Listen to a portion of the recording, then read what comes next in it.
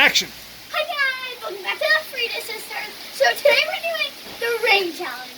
We're in New Hampshire because we actually live in Massachusetts, but for the summer we decided that we wanted to come here. So the rain challenge is when we go out in the rain and it's raining like crazy. And we run to those two trees. We have to touch all the way in the back. We have to touch them. And then when we're done, we have to run all the way back. And we have towels. No, that's the top one's mine. This one's mine. Okay, are you two ready? Yes. Put the towels down. This one's mine. I'm gonna count to 3. It's not a race. It's not a race. It's not a race. Okay. It's just doing it. Okay. 1, 2, 3, go!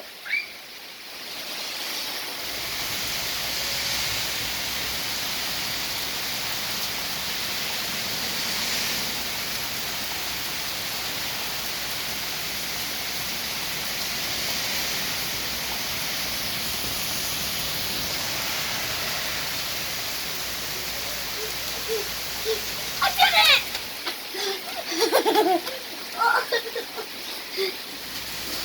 Do you have anything to say? Yeah.